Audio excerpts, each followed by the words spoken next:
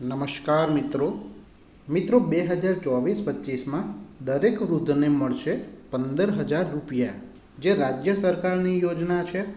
આ મોંઘવારીના સમયમાં જે ઓછી આવક ધરાવતા લોકો છે એમને ઘર ચલાવવું ખૂબ જ મુશ્કેલ થઈ જાય છે, અને એવા સમયમાં જો કોઈ ઘરમાં વૃદ્ધ હોય, તમારા માતા પિતા હોય, દાદા દાદી હોય કે અન્ય કોઈ વૃદ્ધ હોય, એમને સારી આવક આપણે અપાવીએ તો જિંદગી ખૂબ જ સરળ થઈ જાય છે।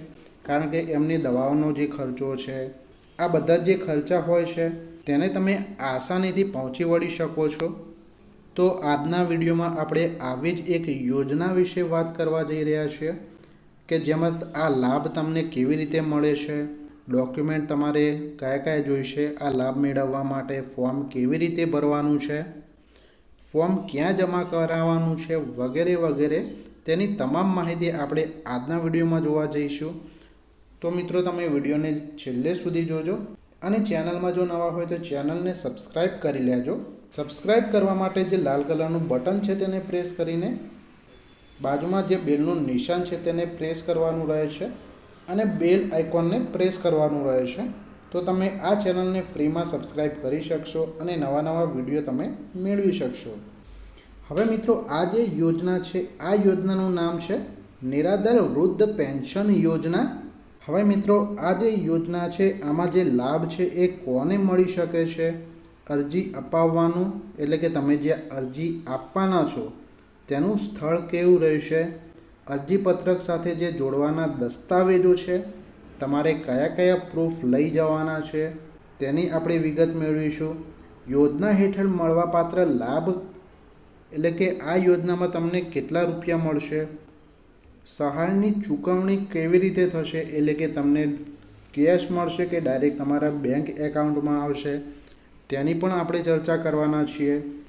અરજીપત્રક ક્યાંથી મળશે એટલે કે તમારે અરજી ક્યાંથી લેવાની છે, આ યોજનાનું અમલીકરણ કોણ કરશે। તો મિત્રો નિરાધાર વૃદ્ધ પેન્શન યોજના જે રાજ્ય સરકારની યોજના છે, હવે આમાં લાભ કોને કોને મળી શકે છે કે 60 વર્ષ કે તેથી વધુ ઉંમરના જે નિરાધાર વૃદ્ધ છે તેમને આ લાભ મળવાપાત્ર છે। હવે નિરાધારમાં એટલે કે 21 વર્ષ કે તેથી વધુ ઉંમરનો પુત્ર ન હોય તેમને આ લાભ મળશે। અશક્ત દિવ્યાંગ વ્યક્તિ હોય, તેમના કિસ્સામાં 75% વધારે દિવ્યાંગતા ધરાવતા હોય અને 45 કે તેથી વધુ ઉંમરની વય મર્યાદા હોવી જોઈએ, તેમને આ લાભ મળવાપાત્ર છે। પુત્ર માનસિક અસ્થિર હોય કે કેન્સર, ટીબી જેવી ગંભીર માંદગીથી પીડાતા હોય તેવા વૃદ્ધો પણ આમાં અરજી કરી શકશે।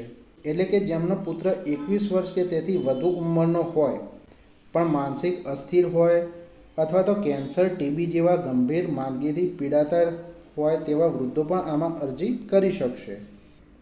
હવે જે અરજદાર છે એમની વાર્ષિક આવક ગ્રામ્ય વિસ્તારમાં 1,20,000 અને શહેરી વિસ્તારમાં 1,50,000થી વધુ ન હોવી જોઈએ, અને ઓછામાં ઓછા 10 વર્ષથી ગુજરાતમાં કાયમી વસવાટ કરતા હોવા જોઈએ।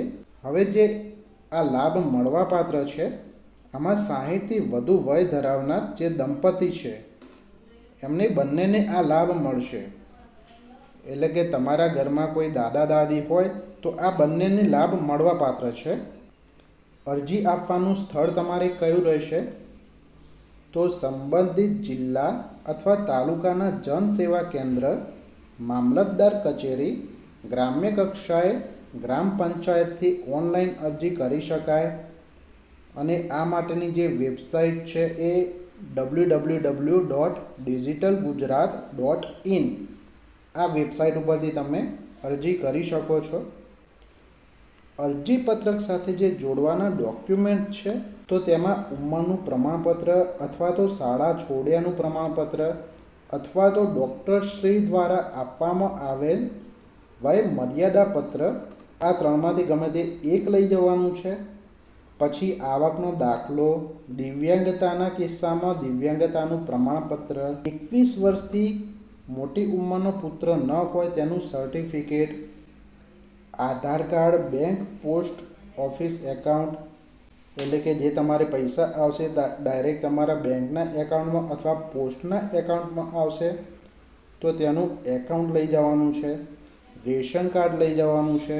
યોજના હેઠળ જે મળવાપાત્ર લાભ છે એમાં 60થી 79 વર્ષ સુધીના જે લાભાર્થી છે તેમને 1000 રૂપિયા મહિને મળશે અને 80 વર્ષ કે તેથી વધુ વયના લાભાર્થીને રૂપિયા 1250ની સહાય ચૂકવવામાં આવે છે.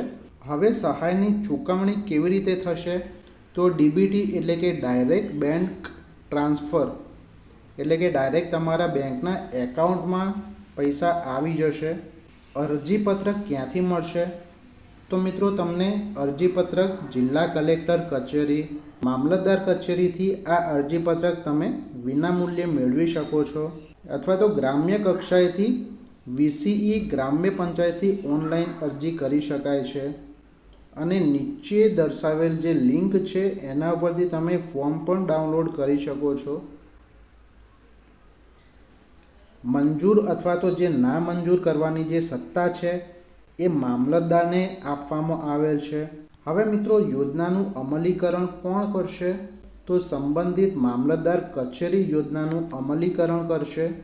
એટલે જો તમારી અરજી ના મંજૂર થઈ છે અને તમારે અપીલ કરવી છે તો મિત્રો તમે 60 દિવસની અંદર પ્રાંત અધિકારીશ્રીને અપીલ કરી શકો છો. આ સહાય બંધ ક્યારે થશે?